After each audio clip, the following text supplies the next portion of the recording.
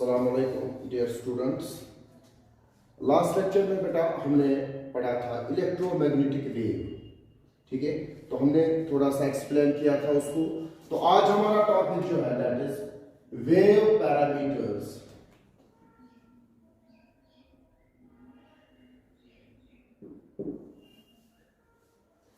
Wave parameters, जैसे कि यहां पर हम एक एग्जांपल लेंगे।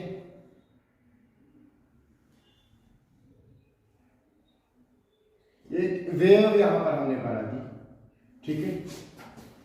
अब इस वेव के साथ कुछ पैरामीटर्स एसोसिएटेड होते हैं, ठीक है, जिनको हम नाम बोलते हैं वेव पैरामीटर्स। सबसे पहली चीज, ये जो वेव है ये मीन पोजीशन से जो अपवर्ड डिस्प्लेसमेंट एक वेव की होती है दैट्स कॉल्ड एज क्रस्ट, और ये जो डाउनवर्ड डिस्प्लेसमेंट होती है from mean position that's called as trough. ठीक है, सो ये एक कंप्लीट वेव है। It includes a crest and trough, an upward displacement and a downward displacement.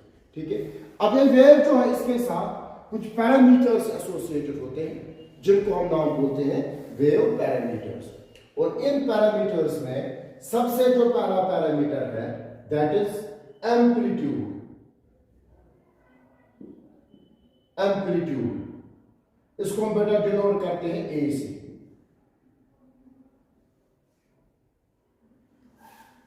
Amplitude, amplitude बेटा सिंपली क्या होता है। अब फॉर एग्जांपल अगर हमारे पास ये एक वेव है इस तरह से और ये दूसरी वेव है, तो अब ये जो ये वाली डिस्टेंस है, ये जो ये वाली डिस्टेंस है, हाइट ऑफ दिस क्रस्ट, जिसको हम बोलते हैं हाइट ऑफ क्रस्ट या डेप्थ ऑफ ट्रफ, ठीक है, इसको हम बेटा नाम बोलते हैं एम्पलीट्यूड। इस क्रस्ट की हाइट कितनी होगी या इस ट्रफ की डेप्थ कितनी होगी, दैट्स कॉल्ड एज एम्पलीट्यूड। अगर हम इन दो वेव्स की ओर देखें तो यहां पर आप देख सकते हो दो, यहां पर हाइट ऑफ क्रस्ट कम है, यहां पर हाइट ऑफ क्रस्ट ज्यादा है। ठीक है, तो इसका मतलब ये वेव 1 है, ये वेव 2 है, तो वेव 1 का एम्पलीट्यूड कम है, वेव 2 का एम्पलीट्यूड ज्यादा है। ठीक है, यहां सिंपली बोलते हैं कि maximum displacement above mean position ये कितना होगा, ठीक है, ये डिस्टेंस कितनी होगी, ठीक है, या सिंपली इस क्रस्ट की हाइट कितनी होगी या इस ट्रफ की डेप्थ कितनी होगी, दैट्स कॉल्ड एज एम्पलीट्यूड। ठीक है, तो सिंपली हम यहां पर क्या बोलते हैं, एम्पलीट्यूड ऑफ ए वेव क्या होता है, it is the height of crest, height of crest और depth of trough, depth of trough. तो एक वेव में इस क्रस्ट की हाइट कितनी होगी या इस ट्रफ की डेप्थ कितनी होगी, उसको बेटा नाम बोलते हैं एम्पलीट्यूड ऑफ ए वेव। ठीक है, जितना क्रस्ट की हाइट ज्यादा होगी एक वेव में उतना उस वेव का एम्पलीट्यूड ज्यादा है। ठीक है, तो इसका जो ऐसा यूनिट होता है बेटा, इसका जो ऐसा यूनिट होता है दैट इज मीटर। इसको हम मीटर में मेजर करते हैं amplitude. So the SI unit of amplitude is meter. And what is amplitude? It is simply the height of a crust or a depth of a trough. ठीक है, इसको हम बेटा नाम बोलते हैं amplitude. So this was the first wave parameter.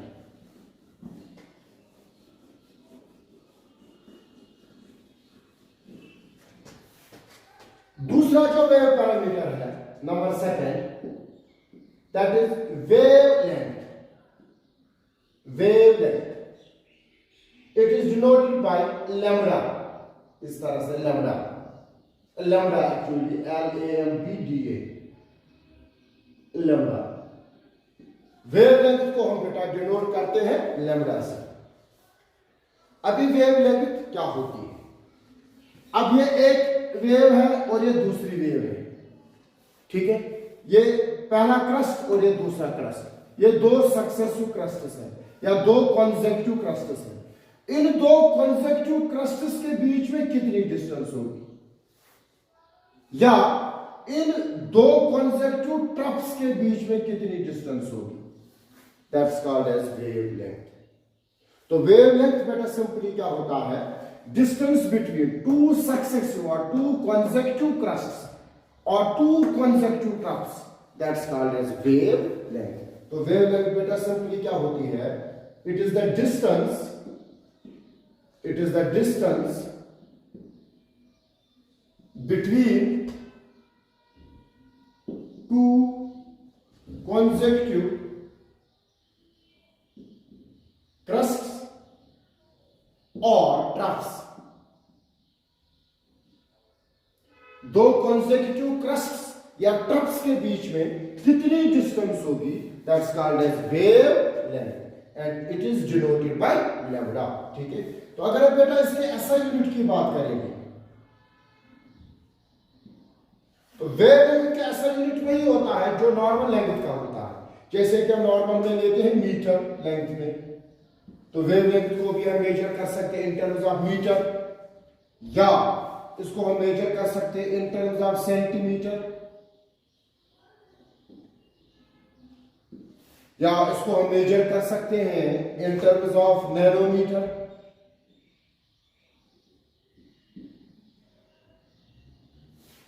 इसको हम ऑल्सो मेजर कर सकते हैं in terms of angstrom,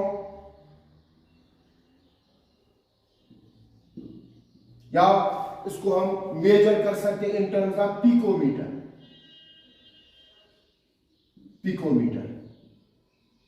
So these are all the units of wavelength. So we can measure wavelength in terms of meter, in terms of centimeter, normal जो हमारे पास length के units होते हैं, और छोटे छोटे यूनिट्स नैनोमीटर, एंगस्ट्रॉम होता है, पिकोमीटर होता है। लेकिन बेटा जब हम आगे इसमें न्यूमेरिकल करेंगे तो वहां पर हम देखेंगे हम वेवलेंथ को नॉर्मली मीटर में लेते हैं। तो अगर वहां से क्वेश्चन में सेंटीमीटर, नैनोमीटर या एंगस्ट्रॉम में वेवलेंथ दी होगी तो हम उसको कन्वर्ट करते हैं पहले मीटर में, उसके बाद क्वेश्चन को सॉल्व करते हैं। तो कन्वर्ट करने के लिए बेटा हमें कन्वर्जन पता होना चाहिए, कन्वर्जन हमें पता होना चाहिए इसका। ठीक है, तो इसके लिए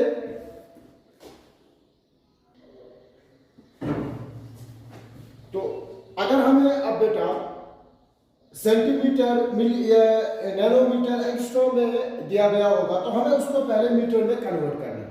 ठीक है, तो लेकिन हमें कन्वर्जन यहां पर पता होना चाहिए। तो 1 सेंटीमीटर जो होता है बेटा, it is equal to 10 raised to power -2 metre, या 1 डिवाइड बाय 100 मीटर। 1 सेंटीमीटर कितना होता है, 10 raised to power -2 मीटर। तो अगर आपको क्वेश्चन में दिया गया है फॉर एग्जांपल वेवलेंथ आपको दी गई है 50 सेंटीमीटर, तो आपको उसको मीटर में कन्वर्ट करना है। तो आप कैसे कन्वर्ट करोगे, 50 into 10 raised to power -2 metre, because 1 centimetre इसको 10 raised to power -2 मीटर।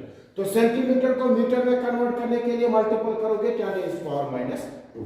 ठीक है, इसी तरह से 1 नैनोमीटर जो बेटा होता है, it is equal to 10 raised to power -9 metre. 1 nanometre is equal to 10 raised to power -9 metre.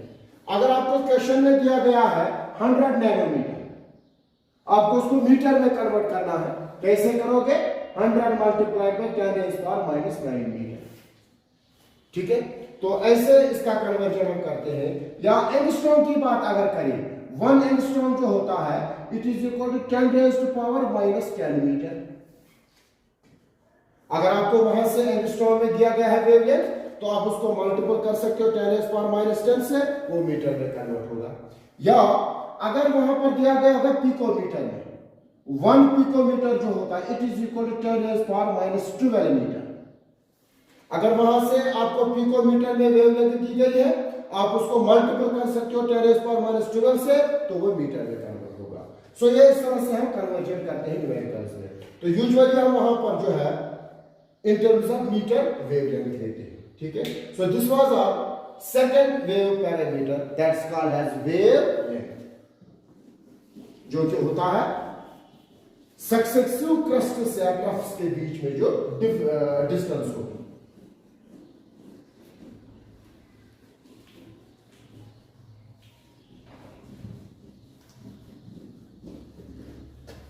Number 3 जो पैरामीटर यहां पर होता है बेटा, that's called as time period.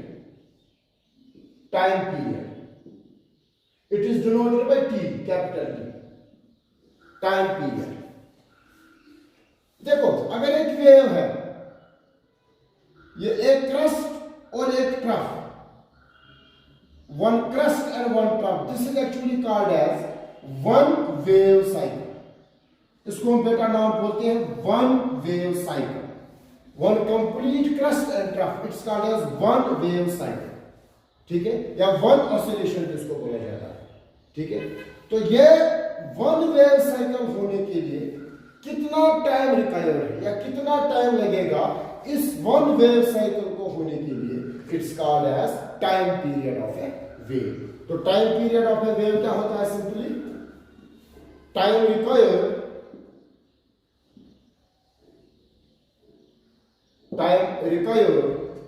to complete one wave cycle. Time required to complete one wave cycle. एक wave cycle को complete होने में कितना टाइम लगेगा? That's called as time period of a wave, ठीक है। और इसका ऐसा यूनिट क्या होता है? सिंपली जो टाइम का होगा दैट इज सेकंड। इसका ऐसा यूनिट जो बेटा होता है दैट इज सेकंड। कितना टाइम लगेगा एक कंप्लीट क्रस्ट और ट्रफ को होने में, ठीक है, या वन वेव साइकिल को होने में कितना टाइम लगेगा? That's called as time period of a wave and it's denoted by capital T. So this was parameter number 3.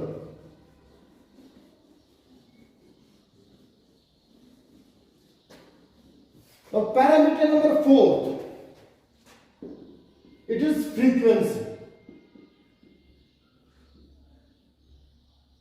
Frequency, it is denoted by a symbol nu. इसको new से denote किया जाता है, NU, न्यू, ऐसे हम इसको represent करते हैं, denoted by symbol new. Frequency, अब बेटा फ्रीक्वेंसी क्या होती है? अब फ्रीक्वेंसी को समझने के लिए यहां पर मैं आपको एक एग्जांपल दूंगा बेटा। ये एक वेव है,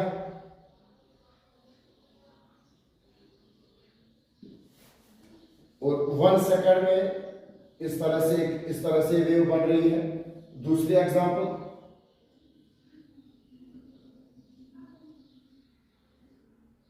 ये भी 1 सेकंड में, और तीसरा यहां पर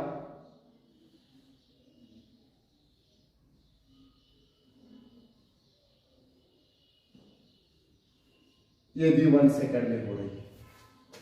अब यहां पर आप देखो, ये 1 सेकंड में कितने साइकिल्स हो रहे हैं? This is one wave cycle, this is second wave cycle and this is third wave cycle. तो यहां पर 3 साइकिल्स हो रहे हैं 1 सेकंड में इस वेव में। इस वेव की ओर आप देखो कितने साइकिल्स हो रहे हैं 1 सेकंड में? 1 साइकिल, 2, 3, 4, 5, 1, 2, 3, 4 एंड 5, 5 वेव साइकिल हो रहे हैं यहां पर। तो यहां पर हो रहे हैं 5 साइकिल्स 1 सेकंड, 5 साइकिल्स हो रहे हैं 1 सेकंड। और यहां पर कितने हो रहे हैं? 1, 2, 3, 4, 5, 6, 7 साइकिल्स हो रहे हैं 1 सेकंड।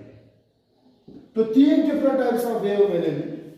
यहां पर 1 सेकंड में 3 साइकिल हो रहे हैं, यहां पर 1 सेकंड में 5 साइकिल हो रहे हैं, यहां पर 1 सेकंड में 7 साइकिल हो रहे हैं।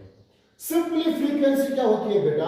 फ्रीक्वेंसी होती है number of waves that pass through a point in 1 second.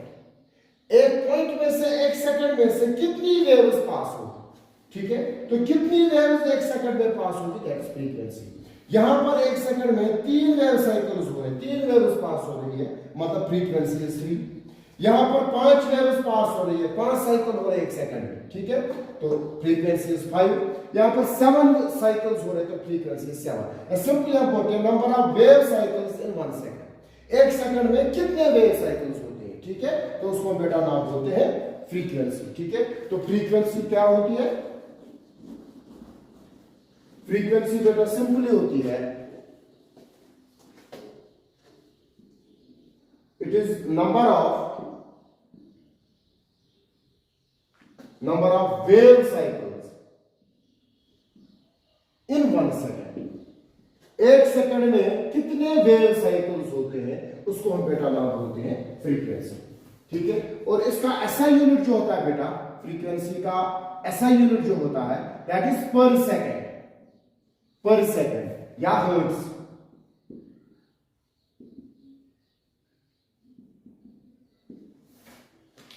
तो अगर हम यहां पर देखें इस वाली वेव में तो कितने साइकिल्स हो रहे हैं? 3 साइकिल्स पर सेकेंड, यहां पर 5 साइकिल्स पर सेकेंड, यहां पर 7 साइकिल्स पर सेकेंड। तो हम बोलेंगे सिंपली बेटा इसकी जो फ्रीक्वेंसी है दैट इज 3 हर्ट्ज, इसकी जो बेटा फ्रीक्वेंसी है दैट इज 5 हर्ट्ज, और इसकी जो फ्रीक्वेंसी है that is 7 hertz. Simply number of cycles in 1 second, एक सेकंड में कितने साइकिल हो रहे हैं that is frequency of a wave. ठीक है, अब एक इंपॉर्टेंट पॉइंट यहां पर, ये फ्रीक्वेंसी ऑफ ए वेव जो होती है बेटा it is reciprocal of time period, it is reciprocal of time period.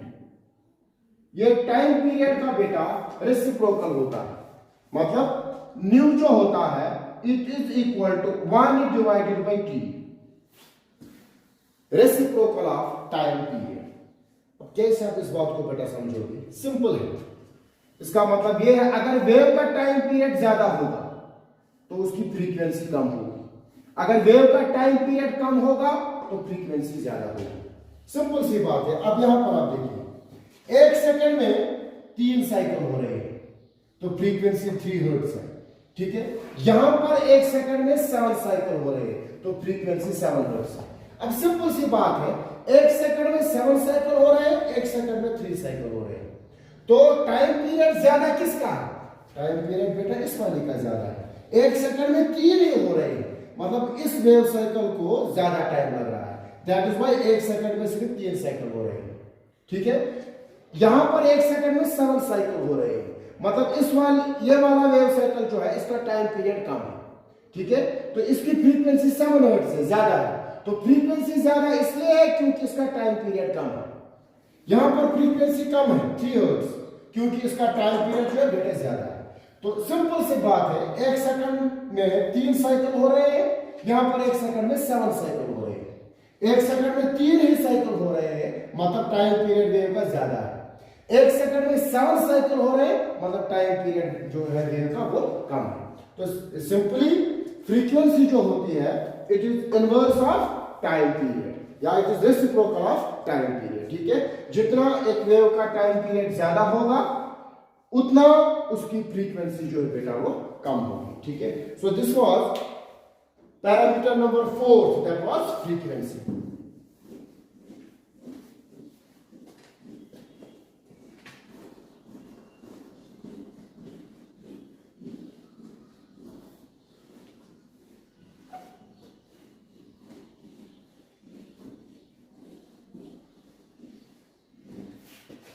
Now parameter number 5th, that is velocity. इसको हम बेटा यहां पर डिनोट करते हैं, एक्चुअली v से भी हम करते थे लेकिन यहां पर हम c से डिनोट करेंगे क्योंकि बेटा हम लाइट की बात कर रहे हैं, लाइट की वेलोसिटी को c से रिप्रेजेंट किया जाता है। ठीक है, तो दैट्स व्हाई हम यहां c लिखा। वेलोसिटी, सिंपल वेलोसिटी क्या होती है? It is the distance, it is the distance traveled by wave, traveled by wave in 1 second। एक सेकंड में एक वेव जो है कितनी डिस्टेंस ट्रेवल करेगी दैट्स कॉल्ड एज बेटा वेलोसिटी। ठीक है, simply distance travelled by a wave in 1 second. ठीक है, और इसका ऐसा यूनिट क्या होगा? सिंपल, इसका ऐसा यूनिट होगा मीटर पर सेकंड। कितने मीटर की डिस्टेंस ट्रेवल कर रही है पर सेकंड, एक सेकंड में, या अगर सेंटीमीटर लेंगे तो फिर बनेगा सेंटीमीटर पर सेकंड। कितने सेंटीमीटर डिस्टेंस ट्रेवल कर रही है? एक सेकंड। तो simply distance travelled by a wave in 1 second. ठीक है, तो अगर वेव एक सेकंड में, फॉर एग्जांपल अगर वेव एक सेकंड में 50 मीटर डिस्टेंस ट्रेवल करेगी, so what will be the velocity of wave? Velocity of wave will be 50। ठीक है, सो वेलोसिटी होती है distance travelled by a wave in 1 second. So this was velocity. Now the last parameter जो यहाँ पर है बेटा, parameter number 6, that is wave number. Wave number इसको हम बेटा डिनोट करते हैं न्यू बार से, इसको हम न्यू बार से डिनोट करते हैं, ठीक है, न्यू बार, वेव नंबर। वेव नंबर अब नाम से पता चल रहा है नंबर ऑफ वेव। तो वेव नंबर क्या होता है? It is the number of waves, number of waves in 1 second. Sorry. Number of waves in 1 centimeter. Number of waves in 1 centimeter. या unit distance. Number of waves in a unit distance. 1 centimeter या 1 metre भी ले सकते हैं। अब यहां पर हमने 1 सेंटीमीटर लिया। 1 सेंटीमीटर में कितनी वेव्स है? तो ये एक्चुअली हमें नंबर देता है। दैट्स व्हाई इसको हम यहां बोलते हैं वेव नंबर। कितनी नंबर ऑफ वेव्स 1 सेंटीमीटर में, ठीक है, इसको हम बेटा नाम बोलते हैं वेव नंबर। और ये वेव नंबर जो होता है, वेव नंबर होता है it is inverse of wavelength. ये वेवलेंथ का इनवर्स होता है, it is inverse of wavelength, यानी कि न्यू बार जो होगा बेटा it is equal to 1 divided by lambda. It is equal to 1 divided by lambda. कैसे आप इसको आराम से हम यहां पर इसको समझ सकते हो? ये एक वेव है, 1 सेंटीमीटर में हो रही है यहां पर 2 वेव्स, यहां पर भी 1 सेंटीमीटर है,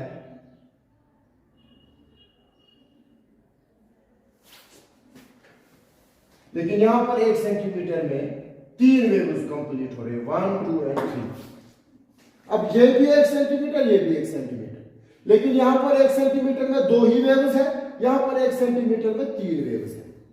अब इसका मतलब क्या है? अब यहां पर 2 ही वेव्स इसलिए 1 सेंटीमीटर में है क्योंकि इस वेव की वेव लेंथ ज्यादा है। यहां पर आप देख सकते हैं वेव की वेव लेंथ ज्यादा है।